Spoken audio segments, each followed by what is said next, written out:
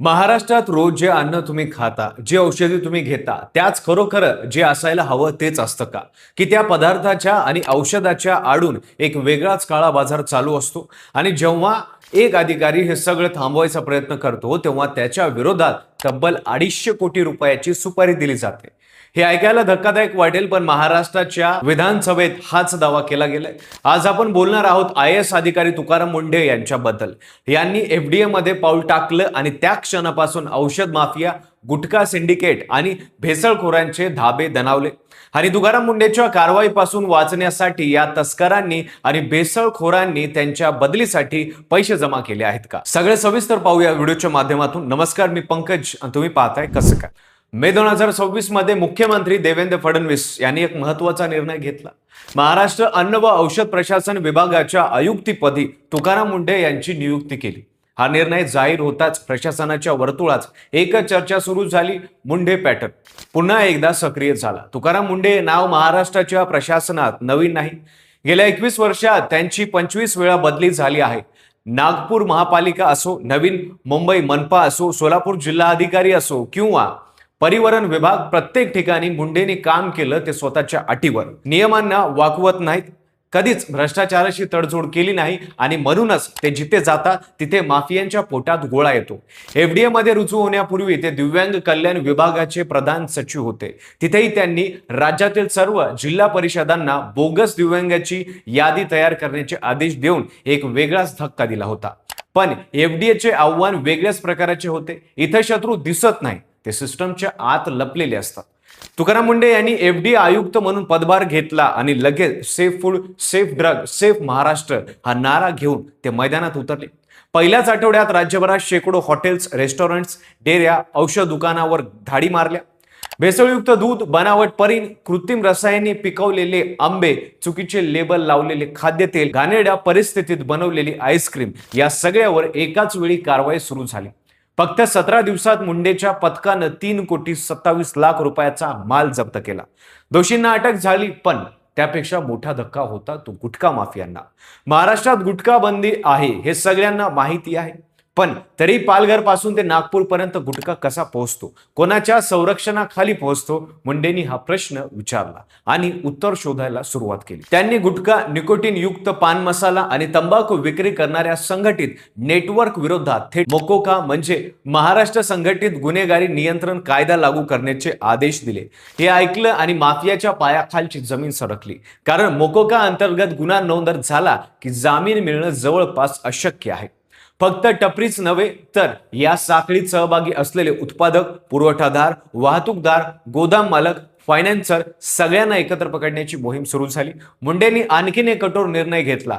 जिल्हा कार्यालयाने कारवाईची माहिती थेट माध्यमांना देण्यावर बंदी आणली. सगळी माहिती फक्त मुंबईच्या मुख्यालयातून म्हणजे थेट मुंढेंच्या कार्यालयातूनच जाहीर होणार.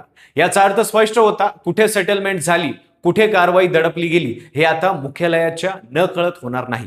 या एकच आदेशाने FBI मधील काही अधिकाऱ्यांमध्येही खळबळ उडली. आता या संपूर्ण प्रकरणाला सर्वात धक्कादायक भाग म्हणजे मुंढेंच्या कारवाया सुरू आहेत. भेसळखोराच्या झोपा उडालेल्या आहेत, पण मागे एक वेगळाच खेळ सुरू होता. राष्ट्रवादी काँग्रेस शरदचंद्र पवार पक्षाचे आमदार जितेंद्र आव्हाड यांनी विधानसभेत उभं राहून एक स्टेटमेंट केले. ते म्हणाले, तुकाराम मुंढे यांची बदली घडवण्यासाठी इंटरनॅशनल ड्रग लॉबीकडून तब्बल 250 कोटी रुपये जमा करण्यात आले आहेत. ड्रग लॉबी, मेडिकल कंपन्या, गुटखा माफिया असे अनेकांनी एकत्र येऊन मुंढेची विकेट काढण्यासाठी ही रक्कम उभी केल्याचा आरोप त्यांनी केला. आव्हाड म्हणाले, अधिकाऱ्यांची स्वतःची एक लॉबी आहे. पालघरला गुटखा उतरला की तो महाराष्ट्रात कसा फिरतो, कोण त्याला संरक्षण देतं, लॅबमध्ये नमुना गेला की तो फेल होतो आणि मग सेटलमेंट केली जातं. हे सगळं सांगताना त्यांनी एक इशारा दिला की पुढे आठवड्यात नावानिशी सगळं जनतेसमोर आणणार. आव्हाडांनी अन्न व औषध प्रशासन मंत्री नरहरी झिरवाळ यांच्याबद्दल बोलताना सांगितलं की झिरवाळ हे साधे सामान्य माणूस आहे. त्यांच्यावर मोठा दबाव आहे. इतका दबाव आहे की त्यांचा राजीनामापर्यंत मामला आला होता. तांदळाची भेसळ होते, ती आश्रमशाळामधल्या मुलांपर्यंत जाते, ती कोण थांबवणार, असा थेट सवाल त्यांनी विधानसभेत विचारला. दुसऱ्या बाजूला आमदार अर्जुन खोतकर यांनी आणखीन एक गंभीर इशारा दिला.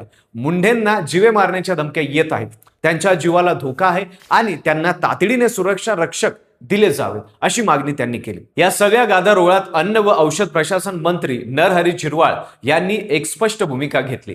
तुकाराम मुंढे यांच्या बदलीचा प्रश्न नाही असं त्यांनी जाहीरपणे सांगितलं। अधिकाऱ्यांकडे गाड्या नाहीत, कार्यालय नाहीत, अत्यंत कठीण परिस्थिती काम होत आहे, पण गाडीची व्यवस्था लवकरच केली जाईल असंही ते म्हणाले। भाजपचे ज्येष्ठ नेते सुधीर मुनगंटीवार यांनी मुंढेंची तुलना चक टायगरशी केली। म्हणाले, तुकाराम मुंढे यांच्या नावातला टी आता टायगर मधला टी झाला आहे। हे इतकं चांगलं काम करत आहेत की त्यांना किमान 3 वर्ष या पदावर ठेवायला हवं। मुंढे यांनी स्वतः माध्यमांशी बोलताना सांगितलं की त्यांना कोणतीही धमकी मिळालेली नाही।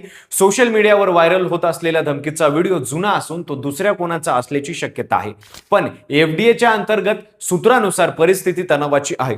बोगस औषध कंपन्यांविरोधात मुंढेंनी एक उच्चस्तरीय समिती स्थापन केली असून तिला 30 दिवसात अहवाल द्यायचा आहे। एक गोष्ट मात्र स्पष्ट आहे, मुंढेंच्या कारवायामुळे बाजारातून बरंच काही गायब झालं आहे।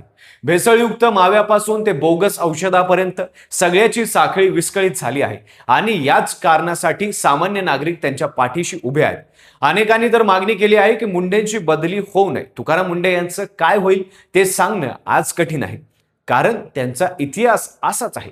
21 वर्षात 25 बदल्या, प्रत्येक वेळी ते एका भ्रष्ट व्यवस्थेशी भिडले आणि प्रत्येक वेळी त्यांना हटवण्यात आलं, पण त्यांनी केलेलं काम मागे राहिले, त्यांचा परिणाम राहिला। आज प्रश्न फक्त एका अधिकाऱ्याच्या बदलीचा नाही, प्रश्न आहे की महाराष्ट्रातल्या लाखो कुटुंबाच्या ताटात जे जातं ते भेसळयुक्त आहे की नाही।